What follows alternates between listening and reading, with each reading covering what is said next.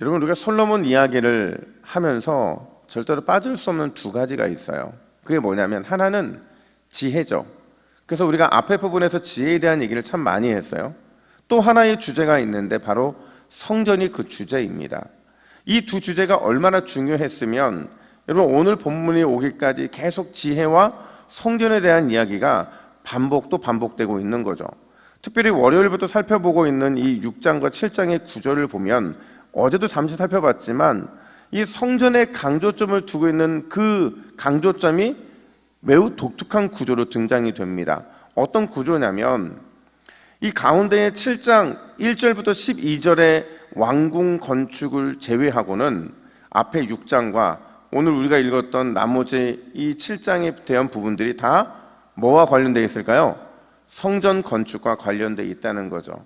자, 여러분 여기에 힌트가 있어요.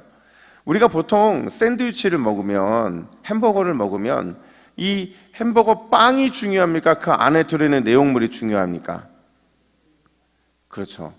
우리가 지금 그 내용물에 대한 이야기를 하는 게 아니라 그 내용물에 대한 이야기는 7장 1절부터 12절까지 했고 지금 빵 얘기를 하고 있거든요.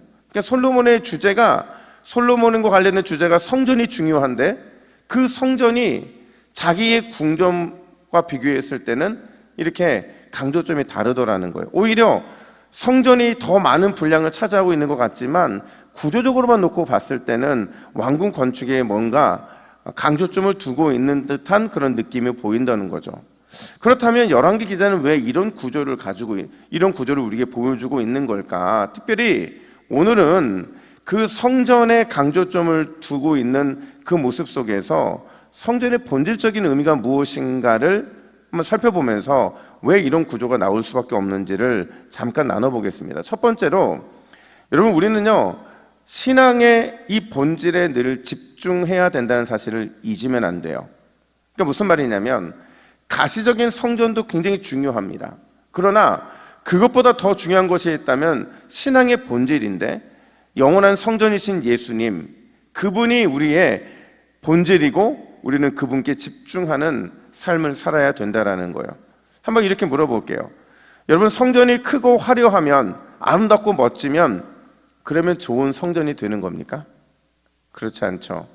아무리 크고 화려해도 아무리 아름답고 멋져도 성전의 그 본질적인 역할이 작용되지 않으면 그게 해결되지 않으면 결코 그 크기도 화려함도 그 아름다움도 아무런 의미가 없어지고 만다라는 거예요.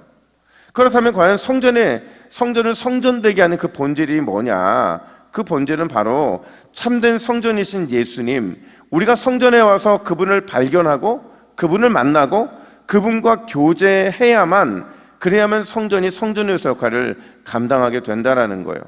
우리가 오늘 아주 길게 읽었지만 이 솔로몬의 성전의 한 부분만을 읽은 거거든요.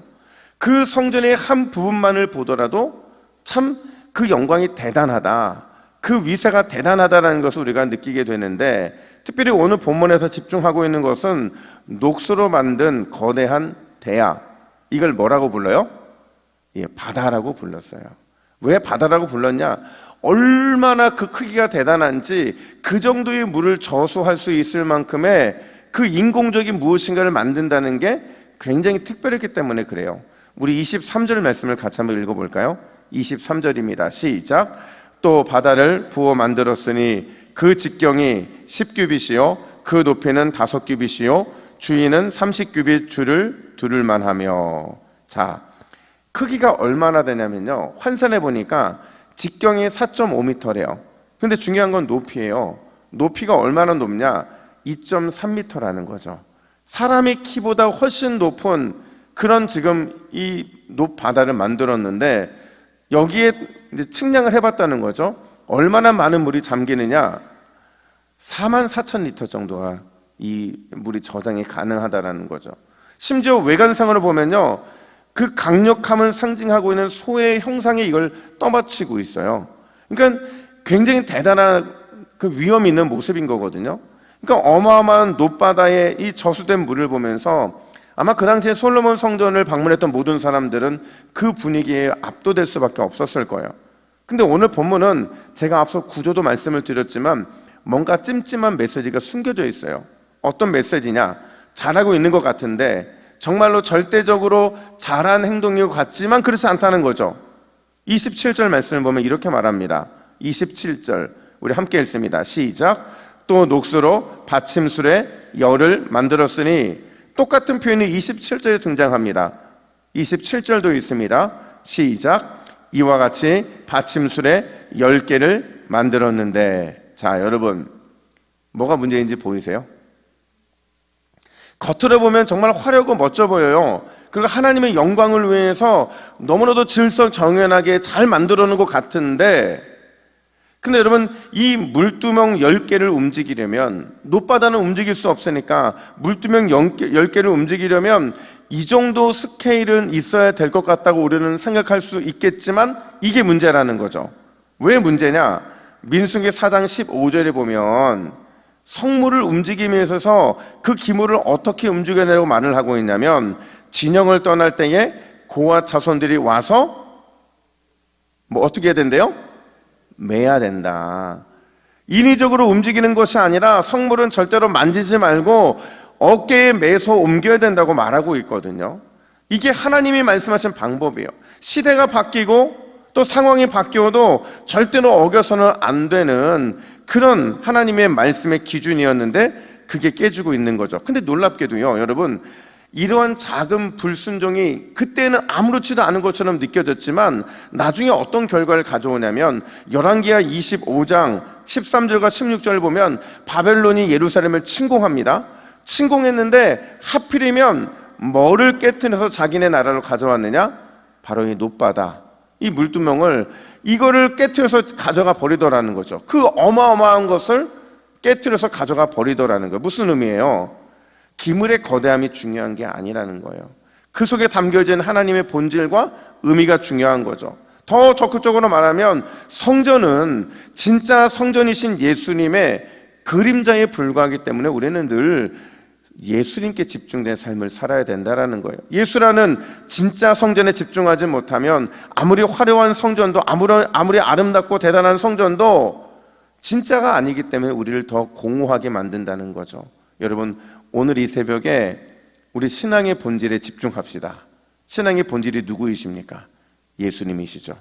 오늘 기도하며 예수님께 더 많이 집중하시고 예수님을 더 많이 붙잡고 예수님을 더 많이 구하시기를 예수님의 이름으로 축복합니다. 뿐만 아니라 두 번째로, 오늘 본문은 이 성전이라는 것이 하나님께서 우리에게 얼마나 큰 은혜를 베풀어 주시는지를 보여주는 통로라는 거예요. 오늘 본문 48절부터 50절의 내용을 보면 성전 내부의 이 기물 제작에 대한 내용이 등장하거든요. 자세하게 등장하진 않지만 내용물을 크게 나누어줘요. 내용물은 성막과 똑같습니다. 금단이 등장하고요, 금상이 등장하고, 그리고 금 등잔대가 등장을 하게 돼요. 근데 이게 뭘 의미하느냐? 여러분, 금단이라는 것은요, 성소와 지성소를 가로막는 휘장 밑에서 끊임없이 하나님께 올려드리는 이 향이에요. 이게 뭘 상징해요? 기도잖아요. 이 기도는 우리가 끊임없이 하나님께 기도하면 하나님이 그게 응답하시겠다라는 약속이에요. 또 진설병이 있어요. 제사장들이 먹는 진설병인데, 이 금상에 있는 진설병은 결국 하나님께서 이스라엘을 이렇게 먹이실 것이다, 이렇게 돌보실 것이다 라는 은혜를 보여주죠. 또 10개의 등잔은 이 성막 안이 온통 껌껌한데 그 껌껌한 성막을 비추듯이, 이 성전을 비추듯이 하나님께서 우리의 인생에 생명의 빛을 비추시고 은혜의 빛을 비추신다는 것을 의미해요. 요약하면 이 성전의 기물들은 다 하나님을 위한 것 같지만, 하나님의 영광을 위한 것 같지만, 그것도 맞지만 궁극적으로 보면 하나님께서 우리에게 어떤 은혜를 베풀어 주시는가, 그분이 얼마나 대단한 사랑의 하나님이신가를 보여주고 있더라는 거죠. 사랑하는 여러분, 우리 하나님은 예나 지금이나 또 언제든지 우리에게 은혜 베풀어 주시는 좋으신 하나님이신 줄을 믿으시기를 축복합니다. 우리가 기도하면 반드시 그 기도를 들으시고 또 말할 수 없는 탄식으로 우리를 중보해 주실 뿐만 아니라 날마다 일용할 양식과 넘치는 양식으로 먹이시고 돌보아 주시고 항상 생명의 빛을 비추어 주셔서 우리가 살 길을 열어주시는 분, 그분이 우리 하나님이신 것을 기억하시고 날마다 주의 전에 올 때마다 또 예배할 때마다 기도할 때마다 그것들을 통해 하나님의 사랑을 더 많이 누리게 되시기를 예수님의 이름으로 축복합니다. 우리 함께 화면을 보시고 기도의 제목을 같이 읽습니다. 시작. 우리 신앙의 본질이신 예수님만 바라보고 붙잡고 따라가는 삶이 되게 하옵소서. 오늘도 은혜 베풀어 주시는 주님을 기대하게 하옵소서. 아멘. 함께 기도하겠습니다. 하나님 아버지, 오늘도 우리는 신앙의 본질을 붙잡기를 원합니다. 우리의 신앙의 본질이신 예수님, 그분만 바라보고 붙잡고 따라갈 때에 반드시 오늘도 은혜 베풀어 주시는 하나님의 놀라운 역사를 보게 하여 주시옵소서. 우리가 기대하는 것보다, 상상하는 것보다 넘치도록 채워주시는 주님의 은혜를 경험케 하여 주시옵소서. 감사드리며 예수님의 이름으로 기도하옵나이다. 아멘.